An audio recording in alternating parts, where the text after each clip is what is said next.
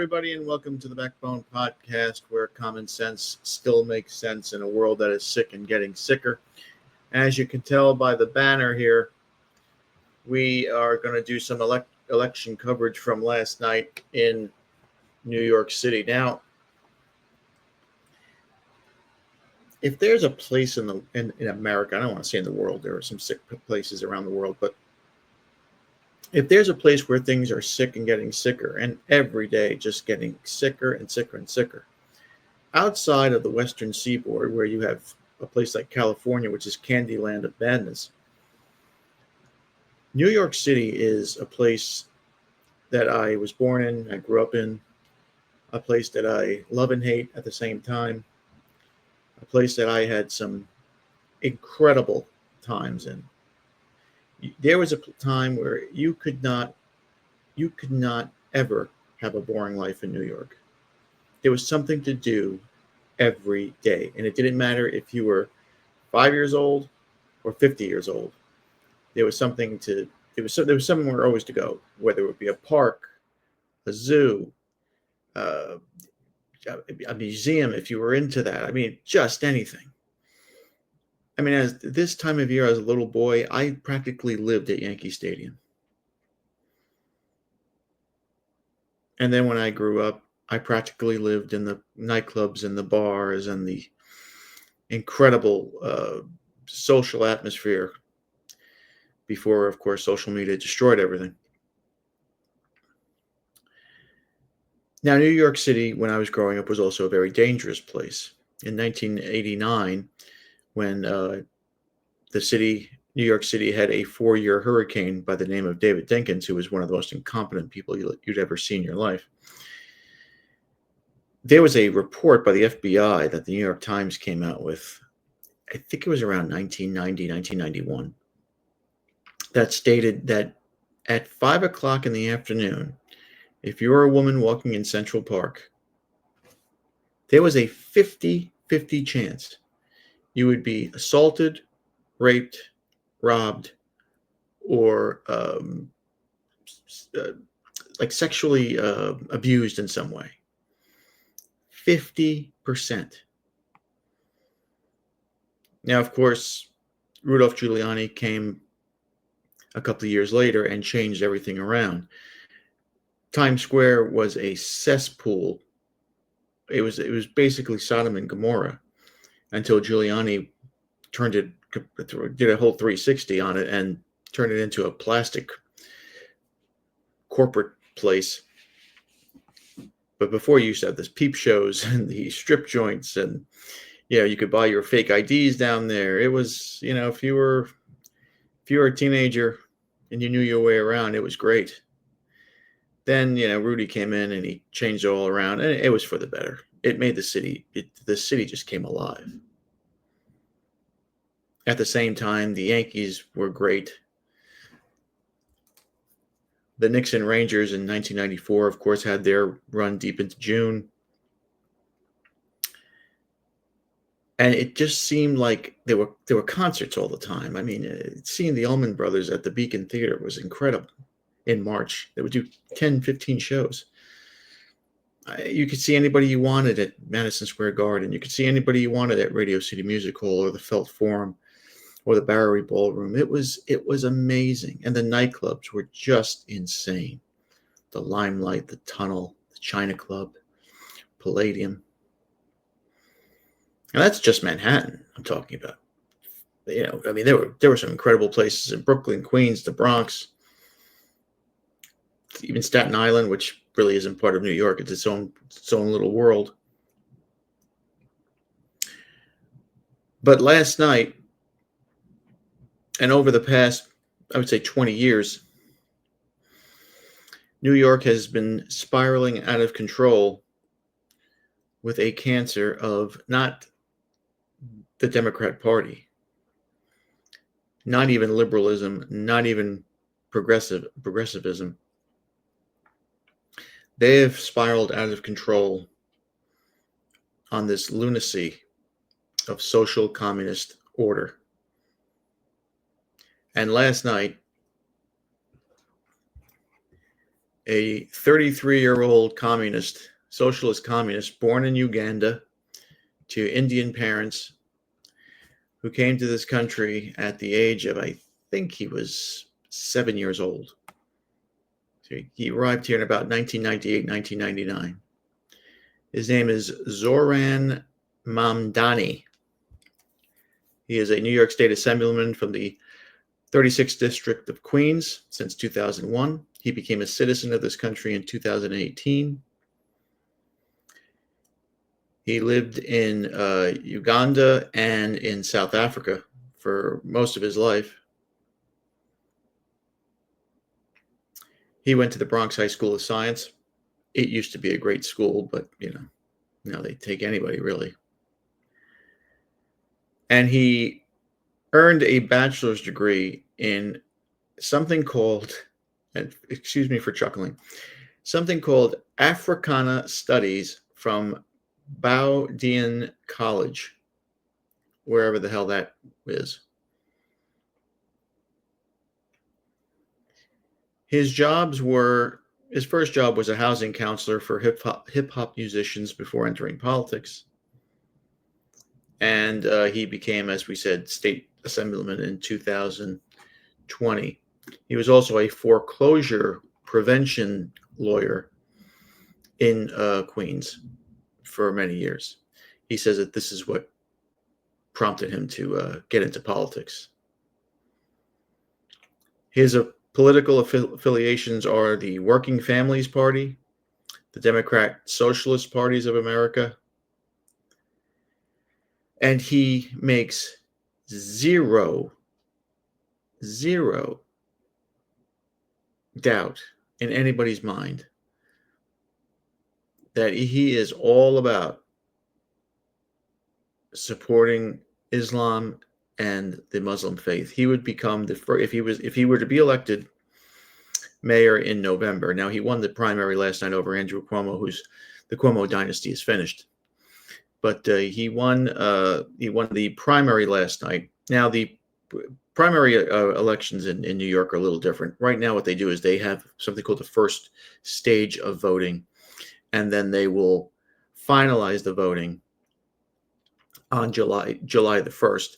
But the lead that this guy has right now is pretty much insurmountable. And it looks like he will represent the Democrat Party in November against the current mayor, another space cadet named Eric Adams, who is a bombastic simpleton, and the Republican nominee, radio host, and what the hell are they called? The Guardian Angels. He was a founder of the Guardian Angels named Curtis Sliwa. Now, Curtis Sliwa has just as much chance of winning this election as, I have the chance of banging Salma Hayek. So, I mean, place your bets and see which one happens first. Now, Mamdani did not run a conventional campaign, right? Cuomo out-financed him.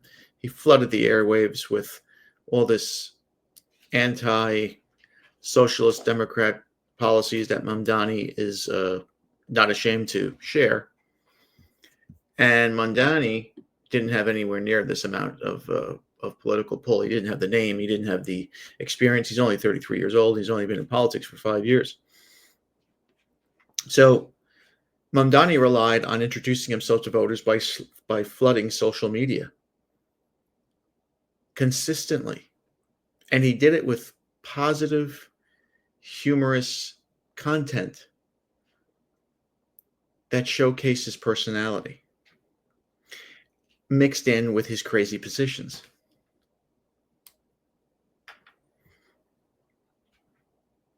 And it just goes to show that people today are so sick of the standard politician and rhetoric and bullshit. So they have a guy who has a personality, who talks to them differently, who seems like one of the guys. He's a 33-year-old guy. He doesn't have the Yale degree or anything like that. He may not seem as polished. And he goes on social media and he relates to young people who are just as dumb as he is. He made it very clear that he was an immigrant. He was unapologetic about his beliefs and faith in Islam. And to a lot of New Yorkers, especially young white New Yorkers, and it's becoming who are now a vast minority in that city, this was refreshing to hear of his own experiences. I mean, Eric Adams, the mayor of New York, came out and said in June, and I quote, "I don't agree with his stance on many things, but I respect the fact that he's true to who he is." Well, you're giving him clout, you dummy. Keep your mouth shut.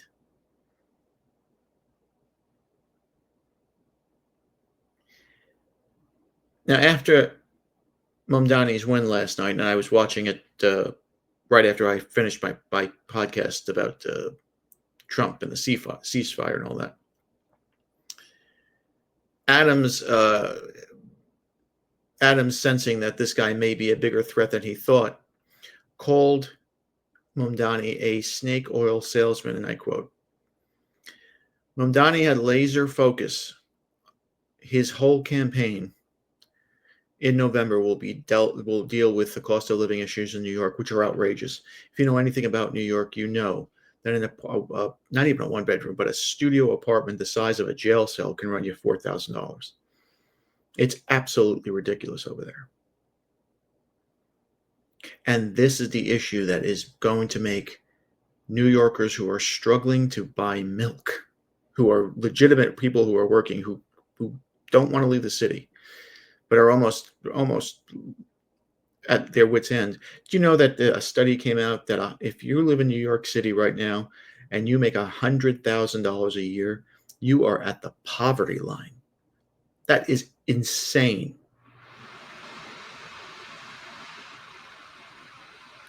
So Mamdani is literally going to go after people who are making 75, 80 grand a year who can't support themselves. And he's had conversations with voters, and he's come down with these, I don't want to say common sense discussions, but he's talked about leading a dignified life for these people and how city government will help ensure that, which means bigger government in New York, more tax rate, higher taxes, and more people leaving the city because you just can't afford to live there. I worked for the city for many, many years before I moved down to where I am now. And I remember Jamie Dimon, who was, what CEO is he? I think he's for J.P. Morgan Chase, once said to the assembly, in Assembly Hall in New York, that there will come a day where you will either have to be very, very poor or very, very wealthy to live in New York. And that day may have come already.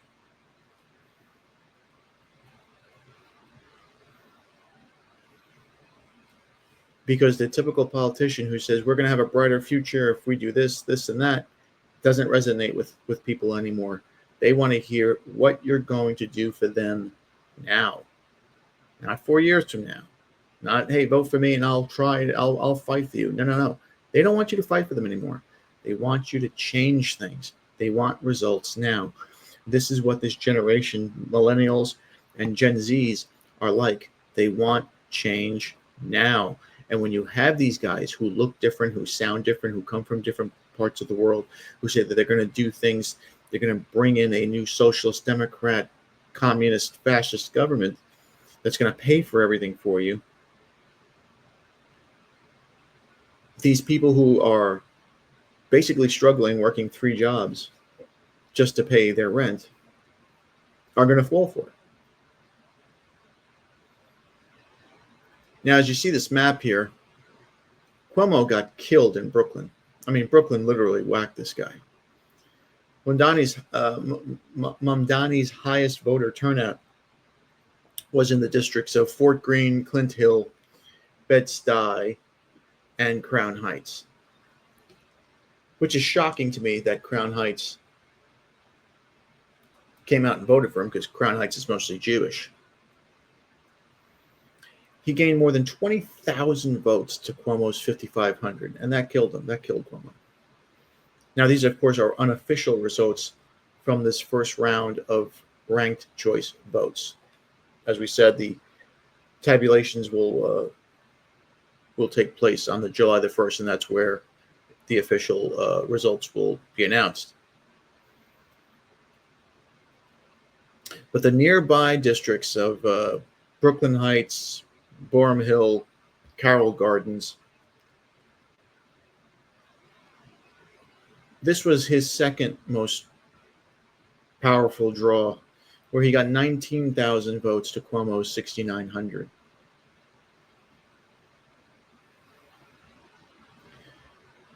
Now, the voting results also show, and this just, I'll never be able to figure out Jews. I just don't get them.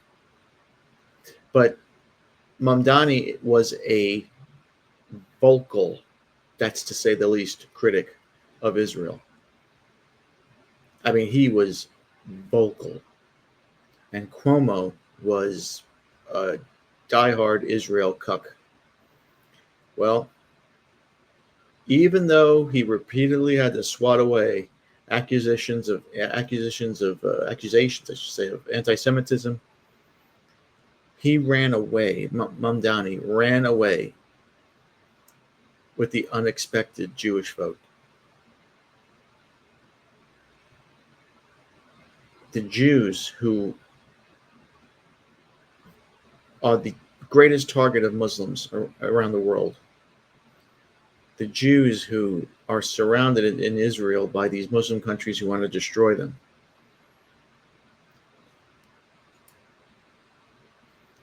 the Jews who were saved by Christian white males in the 1940s, in World War II, came out in force in parts of Kensington, a large Orthodox Jewish community, and voted more than 70% for Mamdani.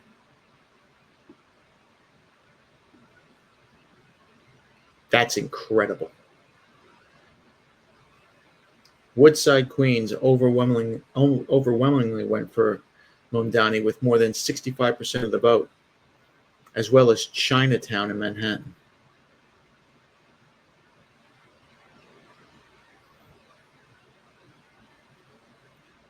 So I don't know if this is, it can't be identity politics. If this guy becomes mayor, he'll be the first Southeast Asian mayor in New York City history. But more importantly, he'll be the first Muslim mayor in New York City history. And look what has happened to London since voting in Muslims from Southeast Asia. Indians, Pakistanis, Afghanis, Sri Lankans, Bangladeshians, or whatever the fuck they're called. Look what has happened to that city.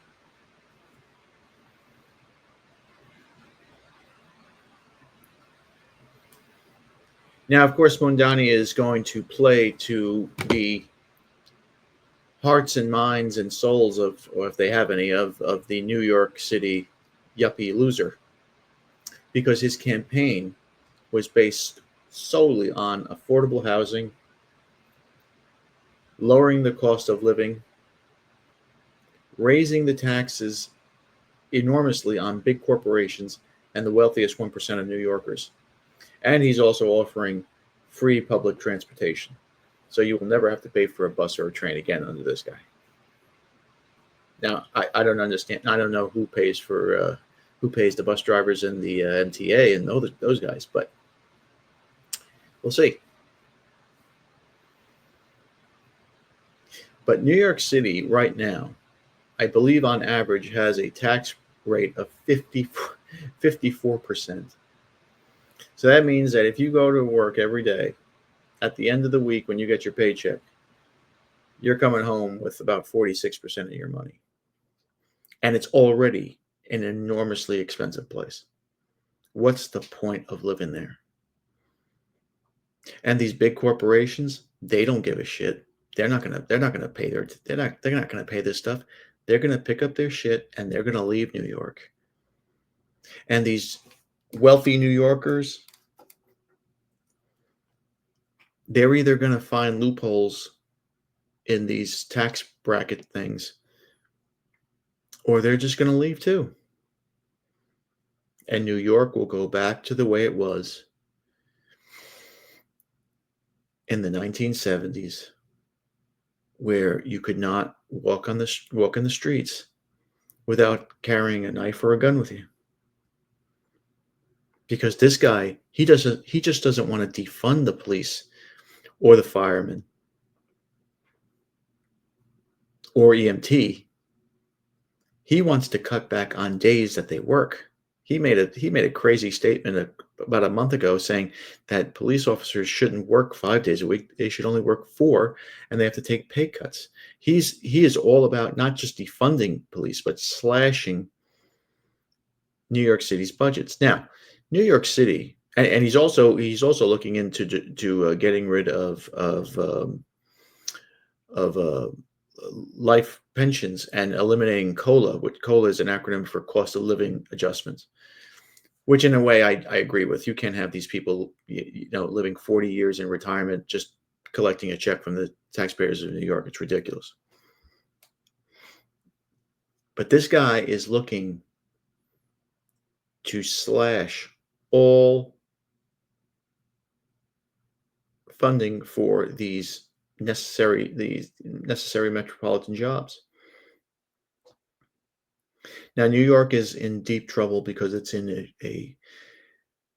it's a city that cannot survive without federal and state funding, and the state is in trouble because they need federal funding. And Trump is no fan of this guy.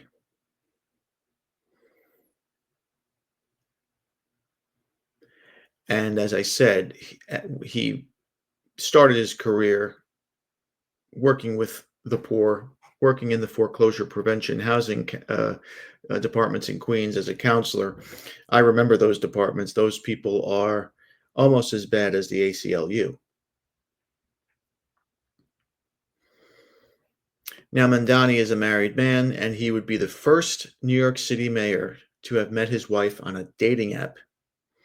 He married Syrian animator Rama Dawaji in a civil ceremony in the city clerk's office in early 2025. This guy has it all over the place. And you have to think now, where do the Democrats go from here? Because this election sent shockwaves around not just the Democrat Party in New York.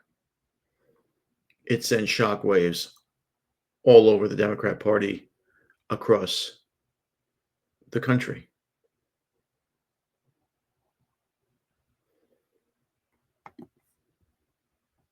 Because this guy is now the face of a new Democrat ideology. Free this, free that. We're going to defund police. He's probably going to try to take away their guns, just like they did in London.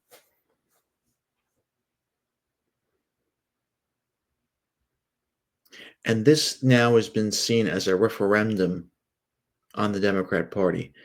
This guy appealed to young, stupid voters who are in favor of people like Bernie Sanders and Alessandra Ocasio-Cortez, who endorsed him. Cuomo, of course, was endorsed by Bill Clinton, and because he worked in his cabinet. Bill Clinton is old. He's seen as a old, creepy white man. Nobody wants to deal with that anymore.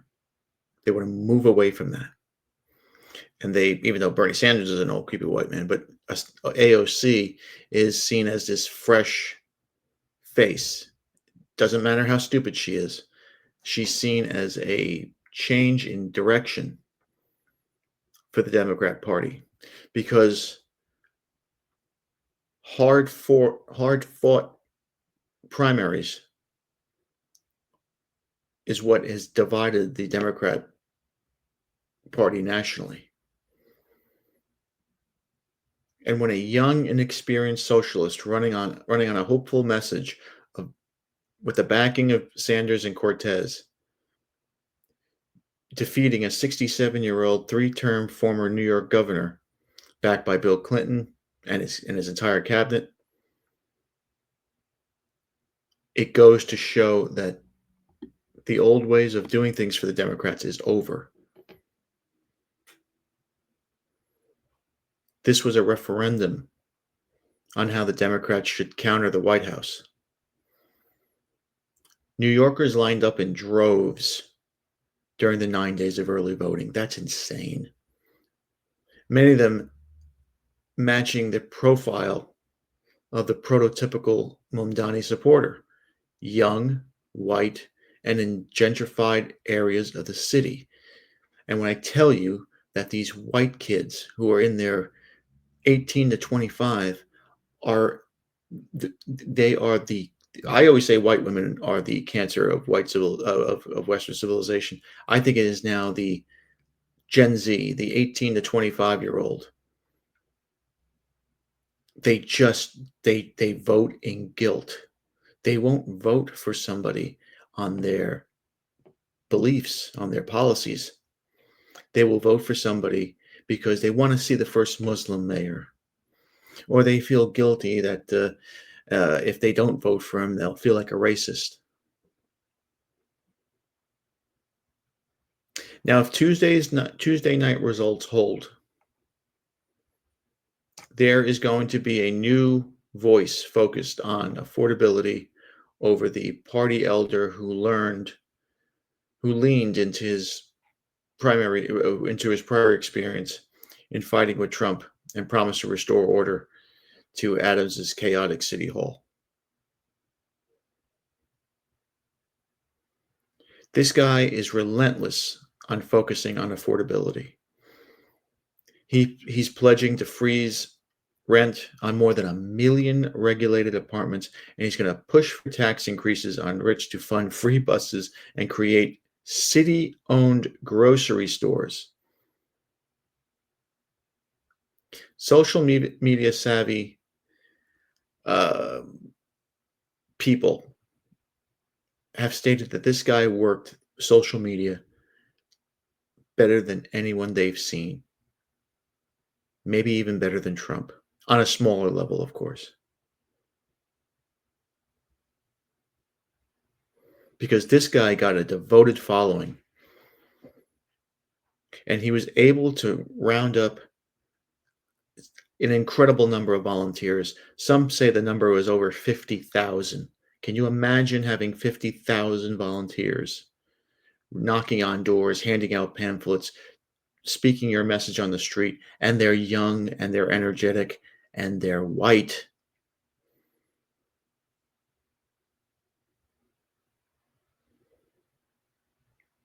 That workforce is unprecedented, and they did it for free.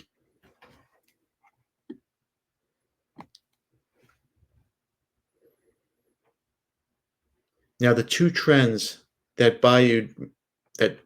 made Mamdani's candidacy, that served his candidacy well,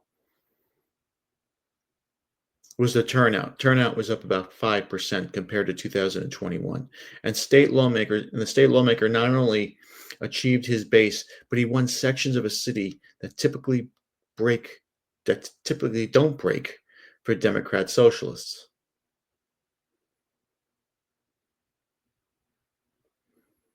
Now, South Asian voters in Queens overwhelmingly went for Mamdani when they supported Adams in 2021. Most likely they'll be motivated by the possibility of voting in somebody just like them in November. Mamdani is a Muslim, which may hurt him with some Indian voters. Maybe not. But he also won the Latino vote in Queens, or the Hispanic vote, because he had this massive, massive canvassing effort. When you have people on the ground, see, you win elections, you win wars on the ground, not over the airwaves, not over social media. It helps. Social media is big, it's huge. But you win it on the ground. You have to have a ground game. And if you don't, you can't win. This guy had 50,000 people in the city, crawling around the city, chanting your message. And this election also shows a reshaping of the electorate. Right? There were estimated to be about 980,000 Democrats who voted in this primary. That is an increase of 940,000 who turned out in 2021. So this guy got people excited. And it's the most since 1989. More than 1 million New Yorkers turned out to nominate the first black mayor, David Dinkins, and look how that ended up.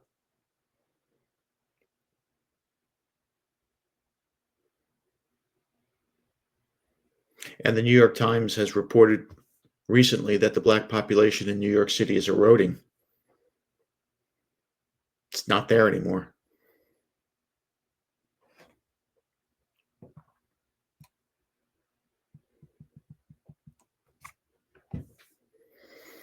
Now, Mamdani's spokesperson, Andrew Epstein, said on Tuesday, and I quote, we were never assuming that we would sneak into this nomination in a low-key environment. We wanted people turning out in record numbers. Well, they got it, and they won.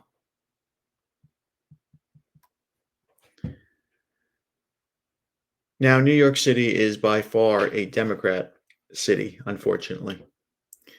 And Democrat nominees typically win. Now, Mamdani faces a complicated challenge here because he's running against the incumbent, Eric Adams, who's running on the independent line. He opted out of the Democrat primary because of low approval ratings. I don't know if he's going to be able to win this thing. I don't think Curtis Sliwa will win this thing. He secured 28% of the vote in 2021. I cannot see him doing this. I don't see a Republican ever becoming mayor again unless something catastrophic happens in New York, which could be in the next 4 years with this guy.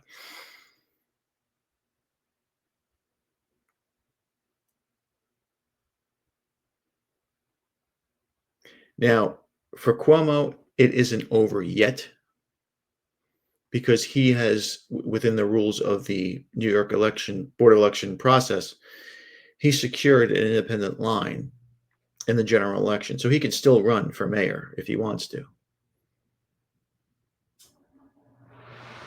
The independent line will be crowded with Adams, with Cuomo, and with this billionaire asshole named Jim Walden, who nobody's going to vote for. He's just wasting his money. But Cuomo has said, and has made the comment on Tuesday night, and I quote, "I'm on the general election ballot," end quote. Either way, Mamdani is likely to face fierce competition. He's going to be backed by millions of dollars. He's a super PAC that supported Cuomo relentlessly attacked Mamdani for his inexperience, his criticism of Israel, and his alignment with pro-Palestinian campus activists. That attack doesn't work anymore. This new generation doesn't give a shit about Israel. And they see the Israeli aggression against these Palestinians as being a genocide, whether you agree with it or not. So if you are a politician now and you're pro-Israel, you're cursing your campaign.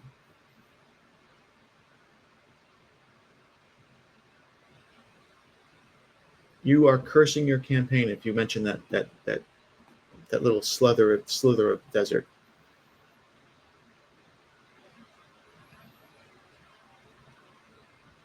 So this is where we are now. This is where we are now, and we're going to find out that we'll get the certification of the election on July 1st. This guy Mamdani has won the primary, but the general election will be very, very, very interesting. But New York is, I mean, any politician. I've been around politicians half my life. They say whatever they have to say to get your vote, and then they don't give a shit about you. But some of these sickos actually try to implement these laws or their promises, and it destroys cities. Look at London. Look at Birmingham. Look at Los Angeles. Look at Portland. These are disaster zones. So we'll see. We'll see. I don't think I don't see how Cuomo can recover from this. I definitely don't see Sliwa winning this. And I mean, Adams, I mean, he's been a disaster too. But we don't know. But we'll see. That's why they play the game, right? All right. So, but before we go, that's all I have about this nonsense. But before we go, I just wanted to where is this? I just wanted to wish a happy birthday to my my youngest. My boy today turned 16. He is he's a character, to say the least. Keeps me on my toes, but he keeps me very proud. He's a tremendous athlete, great personality,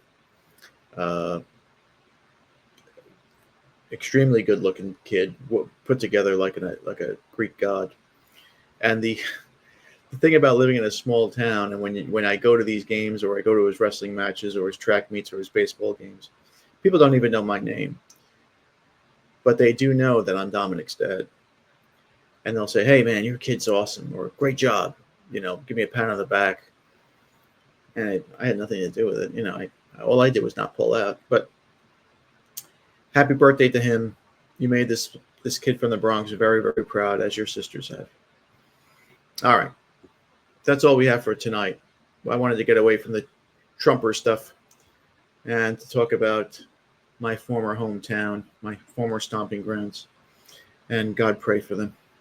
We pray for them because they have to shape up sooner or later, like the rest of the country, like the rest of the Western civilization. All right. Well, thank you for watching. Please like, subscribe, comment, and share. Be careful out there, my friends. Satan is always busy. Be a man. Have a backbone, because common sense and masculinity are worth standing up for. We'll see you later.